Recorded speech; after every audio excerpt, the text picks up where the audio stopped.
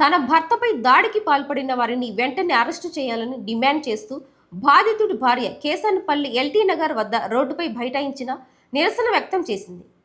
నిందితులపై కఠిన చర్యలు తీసుకోవాలని, బాధ్యులను చట్టం ముందు నిలబెట్టాలని ఆమె కోరింది. ఈ ఘటనతో కొంతసేపు కేసానపల్లి వద్ద ట్రాఫిక్ అంతరాయం కలగా పోలీసులు సంఘటన స్థలానికి చేరుకుని పరిస్థితిని అదుపులోకి తీసుకొచ్చారు. వీఆర్ఓ నాగరాజ్తో సహా 5గురు తన భర్తపై కర్రలతో దాడి చేశారంటూ మహిళ ఆరోపించింది. వీఆర్ఓ నాగరాజును వెంటనే ఉద్యోగం నుంచి తొలగించాలని డిమాండ్ చేసింది.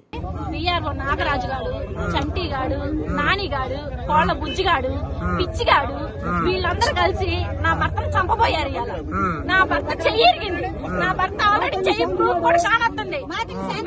వాడు మాతకి శాంతిగాడు కూడా వాడు ఇంత లేడు, భూమి పెద్ద లేడు. వీళ్ళందరూ కలిసి వైసీపీ పార్టీ వాళ్ళు నా భర్త టీడీపీ నాయకుడైన మండల ప్రెసిడెంట్ అయినా గానీ వాళ్ళు కాపగాసి నా భర్తను కొట్టారు. ఆయన వాడు సురేష్ గాడు, తాయిగాడు, కోల బుజ్జిగాడు, నానిగాడు, పిచ్చిగాడు వీళ్ళందరూ సిక్కినగాడు వీళ్ళందరూ ఉన్నారు. ఎందుకు కొట్టారు నా భర్తని? నా భర్త ఏమైనా చేశాడా? నిన్నేమన్నా అన్నాడా? రేపు వీఆర్ఓ నాగరాజుగా నిన్నేమన్నా చేశాడా? నా భర్త చెప్పరా? నిన్నేమన్నా మాట్లాడాడా? నువ్వు ఎందుకు కొట్టా? గవర్నమెంట్ పదవిలో ఉండి కూడా నీకు ఆ మాత్రం జ్ఞానం ఉందంటరా? నేను కొట్టలేక, నేనేమన్నా మాట్లాడలేక ఎందుకున్నా? మేమందరూ ఇప్పుడు ఇట్టాను ఇక్కడ.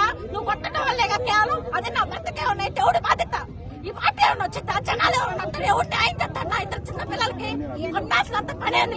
వైసీపీ పార్టీలో మీరే కొట్టారు, టీడీపీ పార్టీలో మీరే కొట్టారు. ఏం చేయడానికి మమ్మల్ని మేము కొట్టలేక మా చేతగాక రాజకీయం మా చేతిలో లేదా? మేము పట్టించుకోలేక ఎందుకు మిమ్మల్ని వదిలిపెట్టింది?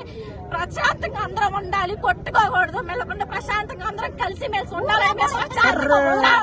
ఊళ్ళో నుంచి పోయిన వాళ్ళు వచ్చారుగా, మేమైనా కొట్టిపోయారా? మీరు ఏమైనా జరిగితే పోయారా? ఎందుకు కొట్టారు? ఇప్పుడు మీరు నాకు న్యాయం కావాలి.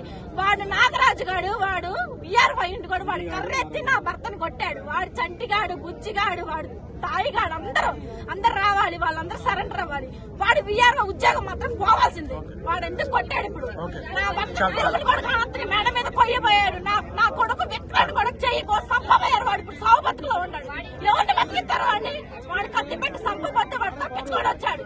మా కొడుకు చిన్నగాన్ని కొట్టుకోడు. వాడు గోళ్ళంటి దూకి పడి వచ్చినా కానీ వాడు సాగు బతుకుంటే మేము బతికించుకున్నాం. అయినా వాడిని పోయి కొట్టలేదు మేము. ఎందుకు? ఇంతమంది ఉన్నా కానీ